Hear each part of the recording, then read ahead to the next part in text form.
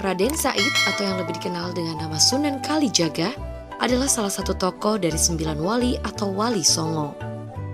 Wali Songo dikenal sebagai penyebar agama Islam di tanah Jawa pada abad ke-14.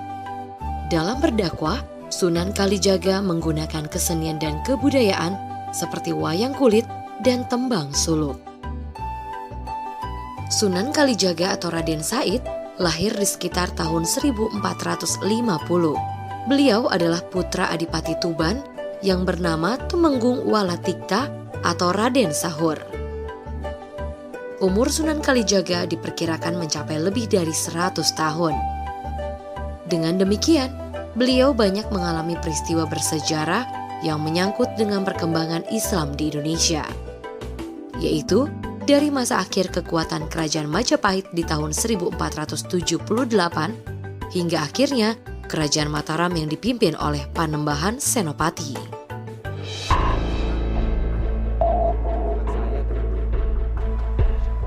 Asal nama Kalijaga sempat menjadi perdebatan. Sebagian orang menyebutkan bahwa nama Kalijaga berasal dari bahasa Arab, yaitu dari kata Kodli Zaka yang berarti hakim suci atau penghulu suci. Namun, sebagian lainnya mengatakan nama Kalijaga berasal dari desa Kalijaga di Cirebon, Jawa Barat. Ada juga yang mengaitkan dengan kesenangan beliau berdiam diri di pinggir sungai hingga semak belukar tumbuh menutupi tubuhnya.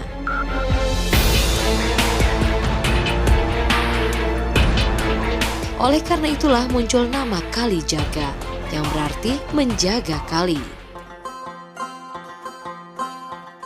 Sunan Kalijaga atau Raden Said terkenal sebagai sosok yang berjiwa besar. Dikisahkan sebelum menjadi Wali Songo, beliau selalu mengambil hasil bumi dari gudang penyimpanan secara diam-diam. Kemudian hasilnya beliau berikan kepada rakyat jelata yang membutuhkannya. Dikarenakan perbuatannya ini, pada akhirnya Raden Said pun diusir dari Kadipaten dan menetap di hutan Jatiwangi. Disinilah Raden Said mengenal dan kemudian berguru kepada Sunan Bonang. Sunan Kalijaga memiliki cara berdakwah dan faham keagamaan yang hampir sama dengan Sunan Bonang. Beliau memilih berdakwah dengan sarana kebudayaan dan kesenian, juga memilih faham keagamaan yang sufis. Ini terlihat dari cara pendekatan beliau untuk berdakwah yang dilakukan secara bertahap, yaitu mengikuti sambil mempengaruhi. Beliau terus berdakwah untuk menyebarkan agama Islam hingga pada akhirnya wafat dan dimakamkan di desa Kadilangu, dekat kota Demak, Jawa Tengah. Karya-karya dan peninggalan kebudayaan yang digagas olehnya masih hidup hingga sekarang. Seperti lagu suluk populer yang beliau ciptakan, Lir Ilir dan Gundul-Gundul Pacul menjadi lagu khas daerah Jawa Tengah.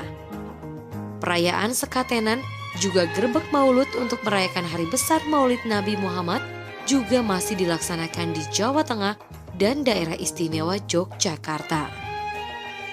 Begitu pula dengan penataan pusat kota di Pulau Jawa, seperti adanya keraton, masjid, serta alun-alun dengan 2 pohon beringin di tengahnya, diyakini adalah konsep pusat tata kota yang diciptakan Sunan Kalijaga.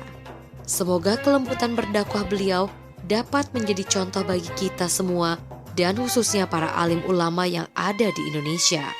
Amin, amin, ya arhamar rahimin.